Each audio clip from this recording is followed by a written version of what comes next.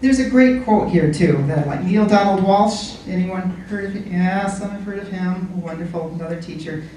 Neil Donald Walsh sends out these daily messages, and this is one that I think is fitting. He says, "On this day of your life, I believe God wants you to know that money is not the issue. Having the courage to give, our highest gift, is the issue.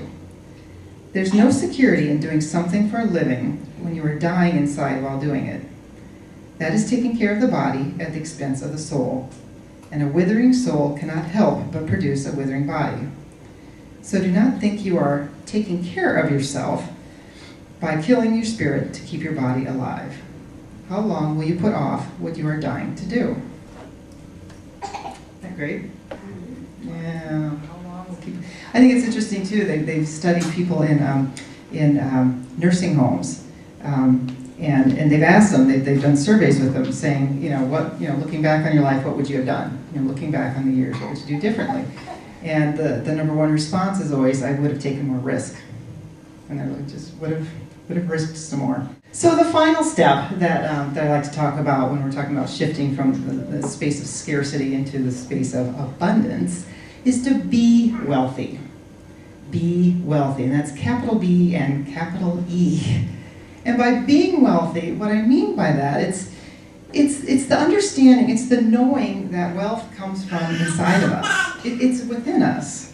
It's not out there. It's not on our bank statements. It's not our net worth. It's not our FICO score or debt to income ratio or any of those, those number things.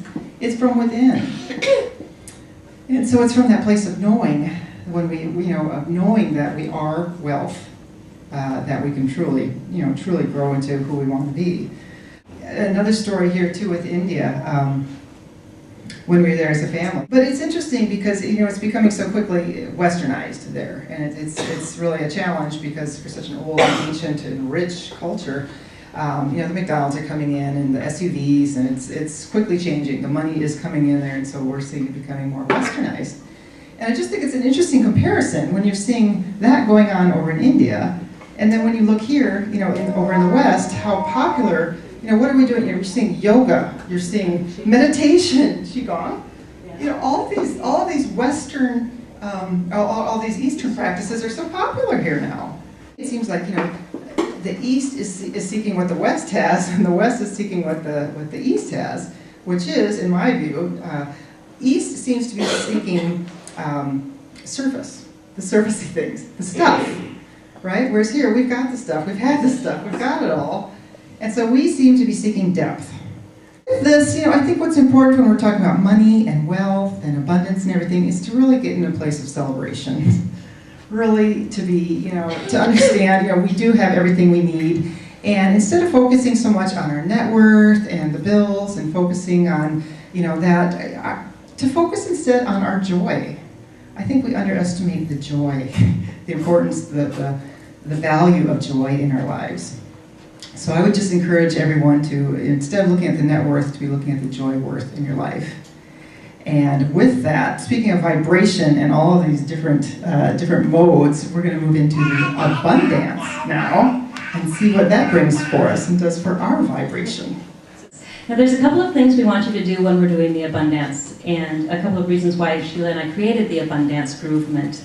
We want people to step out of lack and scarcity, but we want you to step out of the fear that you're hearing in the media about the financial crisis that we're supposed to be in. Everybody should be experiencing a crisis, and if you're not, there's something wrong with you. That seems to be the way that people are acting and behaving and thinking. Well, we want to change that. We don't believe that, first of all, that difficult situations have to be a crisis.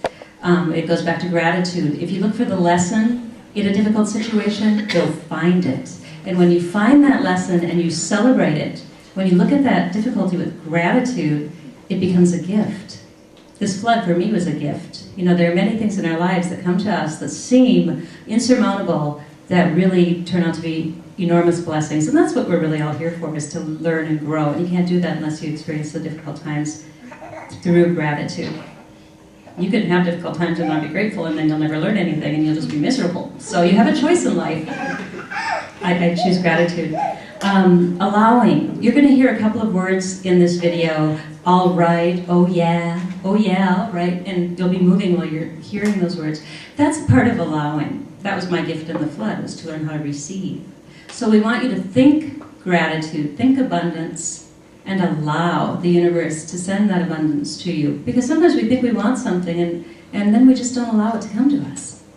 It gets close and we push it away. That reminds me of the lottery people you were talking about, Carolyn. You know, they think they want it, but they don't know how to accept it or receive it. So we want you to allow, and that's what the words Deb Jenkins sings in our video are. And smiling. Smiling raises your vibration. So Sheila and I, and probably some other people in this room, were at Mikey Hoven's Health Summit 10 days ago. I know Rita was there. And one of the keynotes talked about smiling. If you smile for 15 seconds, even if it's fake, your body reacts to this. And yeah, and it changes your chemistry and elevates your mood, and you actually raise your vibration. So if you're feeling kind of crummy, just try it. Try smiling, force it. Get your cheeks up, get your eyes wrinkled. And do that for, you know, a good 15, 16, 20 seconds, and pretty soon your body's going to want to smile. You're going to feel like smiling. It'll change the way you feel. There's another interesting study that I looked up this afternoon, and I found it fascinating, and it's that we instinctually react to what we see. So if somebody comes up to us smiling, we're going to smile. And if somebody comes up to us frowning or angry, we're going to give back that exact same energy. Well, I thought that was interesting because it works that way with the universe too.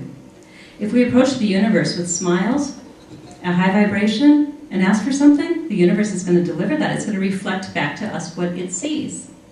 And if we approach the universe with resentment or anger, or I don't have enough, or, you know, oh shit, that's what the universe is going to give back to you. So, you know, life is really a choice. The way we live our lives is really a choice, even when it feels like it's not. If we accept that it is, then we take control of our lives. We accept that we can change it. And we can have grateful, joyful, happier lives. All right, we're going to Abundance now. We think 2009 is so divine, we couldn't ask for a better time to launch our Abundance movement. So we're challenging you to get rid of lack, scarcity, mentality, and say yes to prosperity and abundance. Join us on Abundance Movement.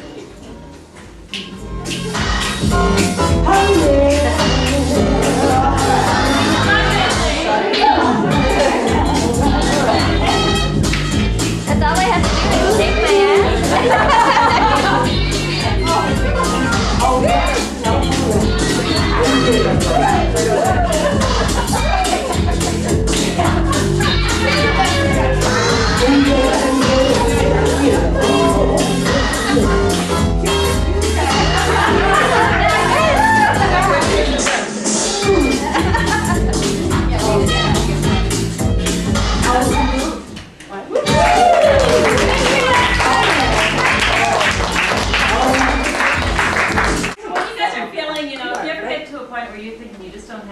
or something in your life just isn't rich enough, just get up and move and smile and celebrate what you do have and ask for what you really want. But do it with a smile on your face, do it with your vibration high, and move your body, and it'll all come together.